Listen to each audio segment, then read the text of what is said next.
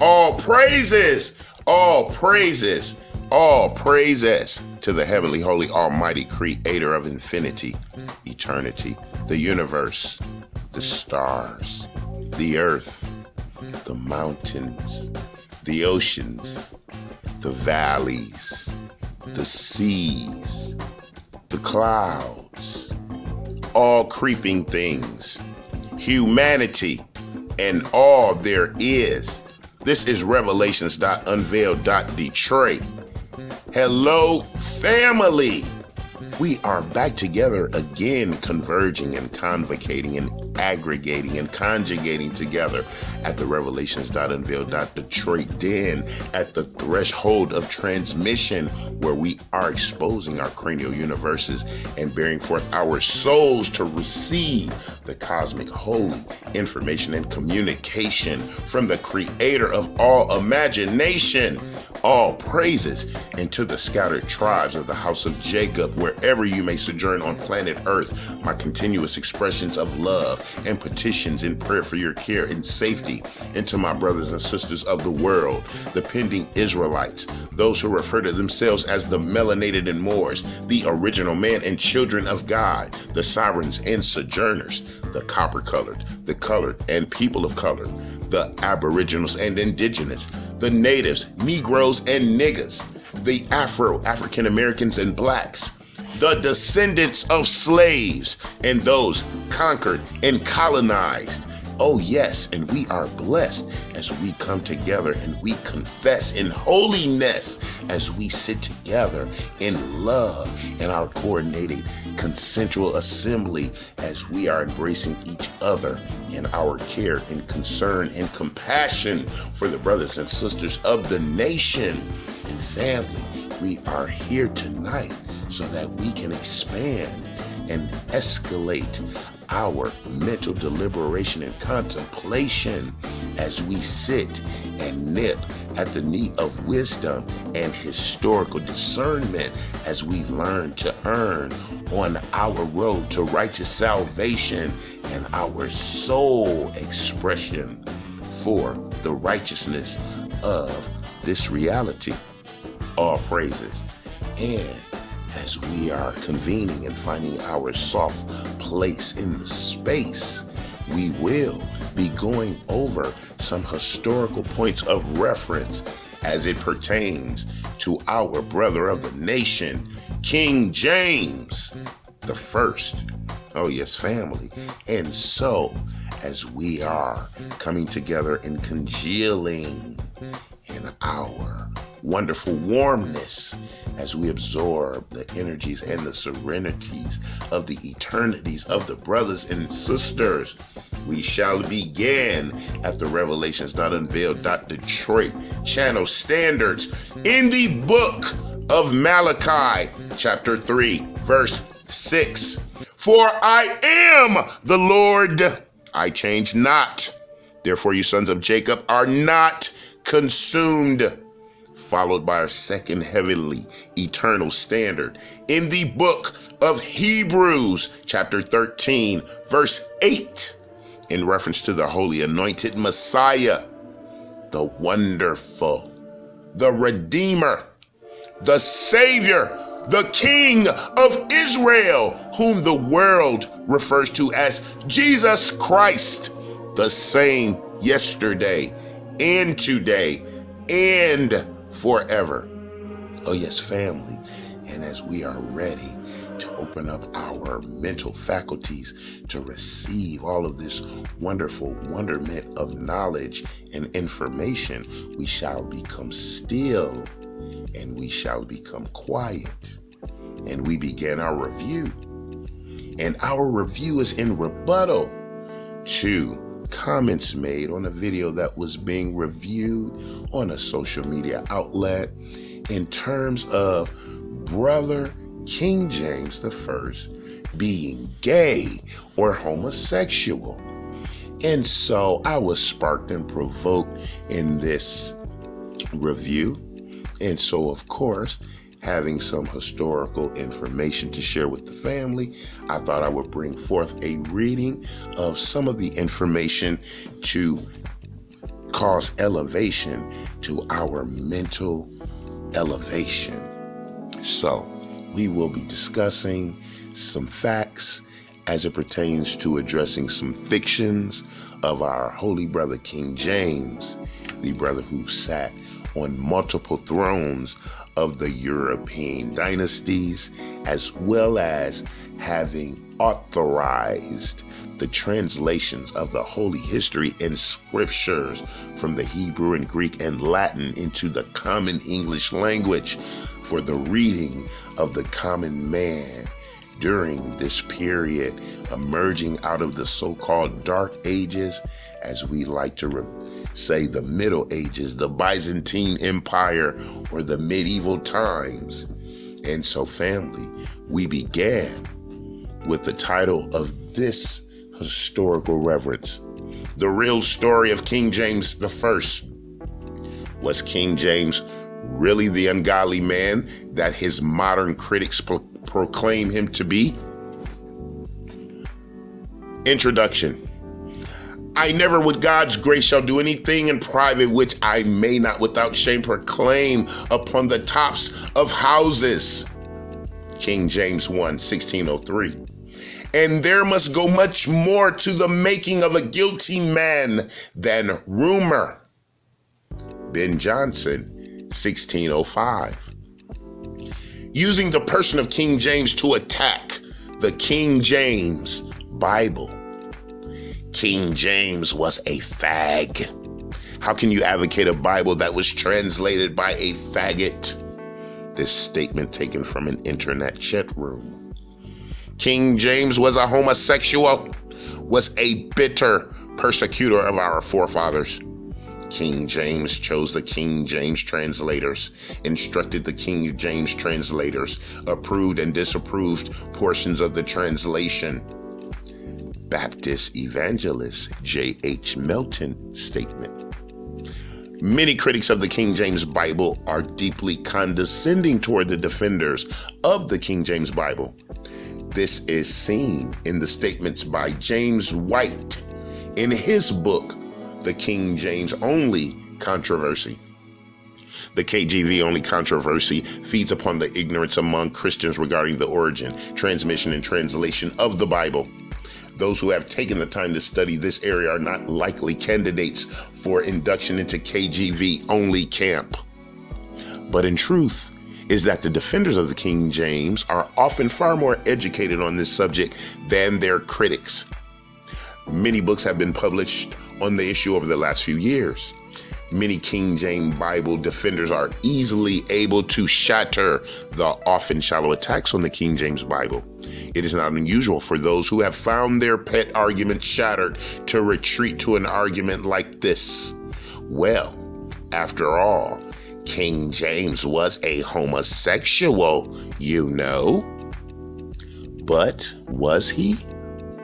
Is this just a very historically shallow, unsound repetition of gossip and rumor, or is it a historical fact? It must be admitted that many historians report that King James was a homosexual. But what is the evidence for such a charge? If King James was not a homosexual, his memory has been done a great injustice. The real King James was a very different man than the one described by the critics of the King James Bible. And so, family, we will get a brief biography of King James. James was born in Edinburgh, Scotland on June 19th, 1566. He was the only son of Mary, Queen of Scots. His father, Lord Darnley, was killed in an explosion when James was only 8 months old. When James was 1 year old, his mother abdicated the throne of Scotland and James officially became king. She never saw her son again. So, family, he's the King of Scotland. James was supervised during his childhood by several Scottish lords. He had several tutors, all evangelical Protestants. He became fluent in Greek, French, and Latin, and received classical instruction in all three of these languages as well as English. He was kept fairly isolated until age 14. He developed a great fondness for books. Even as a teenager, he was recognized as a serious scholar. James was slender and of average height. He enjoyed horseback riding and hunting. His thin legs and narrow jaw prompted some to mock his appearance. James opposed the attempts of the Presbyterian preachers of Scotland to control the royal government. However, he remained in sympathy with their doctrine and publicly supported many of their efforts. In 1589, James was married to Anne, the daughter of Frederick II, King of Denmark. They had 8 children together. When Queen Elizabeth, his mother's cousin, died, James was next in line for the throne of England. In 1603, he was crowned King of England. So, family, he's the King of Scotland and now the King of England. He was officially King James VI of Scotland and King James I of England. He quickly ended the English war with Spain, and England was to live in peace during his reign. James survived 4 assassination attempts, the most famous of which was the gunpowder plot of 1605. A Roman Catholic agent, Guy Fawkes, had planted several barrels of gunpowder in the basement of Parliament. He planned to blow up the Parliament building while James was addressing the Parliament. His plot was disclosed and defeated. The English still celebrate the survival of James and the Parliament with a national holiday, Guy Fawkes Day. Even though James had many opponents among the nobility and the clergy, he remained popular among the English people. England experienced both peace and prosperity during his rule. James was a strong advocate of the doctrine of the divine rights of kings. Many Protestants felt that he took this concept much farther in his teaching and in his pronouncements than the scripture warranted. However, he ruled in a generally kind and benevolent manner rather than as a royal despot. His many enemies were never able to generate any grassroots support among the people of England for their criticism of James. The English program to colonize the Atlantic seaboard, begun under Queen Elizabeth, was strengthened under the influence of King James. Jamestown, the first enduring English settlement in the New World, was named after King James. King James' most conspicuous claims to fame were the formation of Great Britain, which is England, Scotland, Wales, and Ireland, under one throne, and the sponsorship of the King James translation of the Bible. Even King James' most loyal supporters acknowledged that he was sometimes unwise in his selection of advisors and cabinet ministers. Historian George Macaulay wrote, "He can never tell a good man from a rogue or a wise man from a fool." As a result, he was surrounded by plots and intrigues, especially the last few years of his life. In 1625, King James passed away peacefully at his country estate in Hertfordshire. The origins of the attacks on King James. So family, let's begin to understand where this wicked disparagement of the image and legacy of King James began. There is no record of anyone accusing King James of homosexual behavior during his lifetime. If you read most modern historians, you would believe that King James' homosexuality was open and widely recognized, but this is far from the truth. There is absolutely no contemporary accounts alleging homosexuality on King James' part, though there are contemporary accounts praising him for his moral virtue. Sir Anthony Weldon was an officer in the royal household of King James. He was knighted by King James in 1617.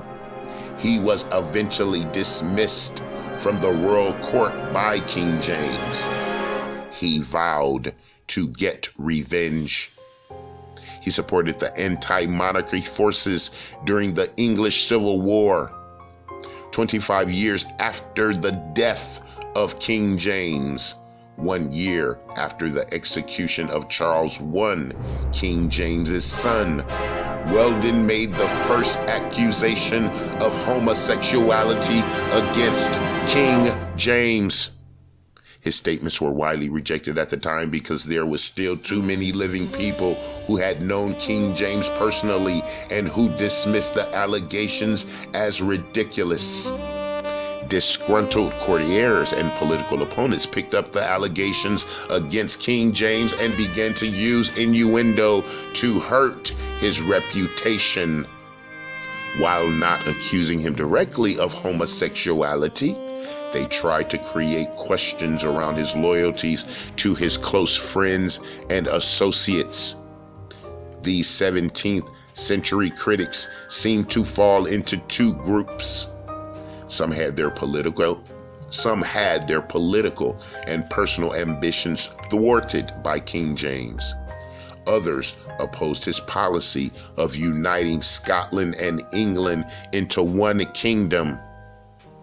All of these allegations come from people with a strong bias against James, and they all were made a long time after his death. Some historians began to repeat these attacks against King James without investigation.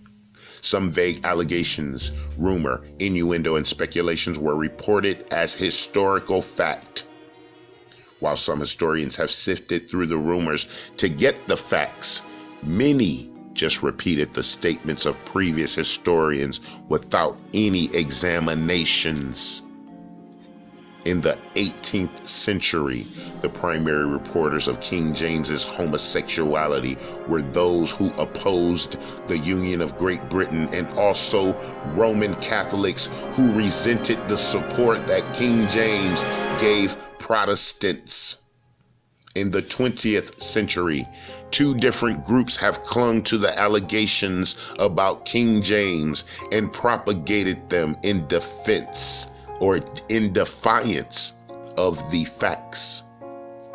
Homosexual activists have been determined to claim King James as one of their own. They are the same activists who claim that Abraham Lincoln, William Shakespeare, the biblical King David and Jonathan, and even the Holy Messiah were really homosexuals. Oh my God. Had to take a pause here, family. It's just wickedness all around. Ugh. Historical facts mean nothing to these people. They only care about their political and social agenda. It is a travesty when evangelical quotes their books as credible sources. The second group, which refuses to be persuaded by the facts about King James, are those who wish to use King James's supposed homosexuality to discredit the King James Bible. In 1985, Moody Monthly magazine alerted the evangelical world to the allegations that King James was a homosexual. These charges came in an article entitled "The Real King James" by Karen Ann Wojan. No evidence was provided. The article was accompanied by the Bible that bears his name by Leslie Keelock. This article was an attack on the King James Bible. Numerous attempts have been made to get Moody Monthly to either document or withdraw the charges made in these articles, but 14 years later, neither have been done. Despite lack of evidence, and in spite of the evidence to the contrary, Some evangelicals are quick to use the baseless accusations against King James to bolster their attacks on the King James Bible. But facts are contrary things. King James never claimed to be a homosexual. He was never accused of being one during his lifetime. No one ever claimed to see King James in a homosexual situation. These accusations against him, past and present, stem from bias and not from fact. The character and record of King James clearly refutes the charges of homosexuality against King James. All right, family. So that was a nice review, and we shall continue.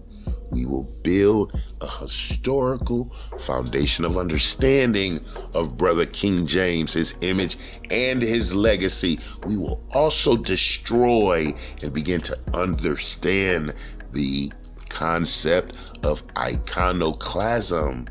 And iconoclasm is where, during the Renaissance period, or the emergence of the contemporary European dynamic, began many of the Negro or Moorish or Black structures, faces, images were destroyed or painted over or covered up.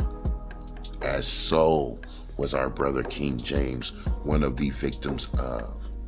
And so, as we continue to build upon the historical premise and expand upon our studentship, our scholarship, and our necessity for truth and clarity, we shall continue, family. And so it was my privilege and my pleasure, and with the greatest humility, I come before you in presentation, and my greatest thanks to the nation for your participation. And so, family, until we are together again, I love you. I love you. I love you. This is Revelations.Unveiled. Detroit. The true King James.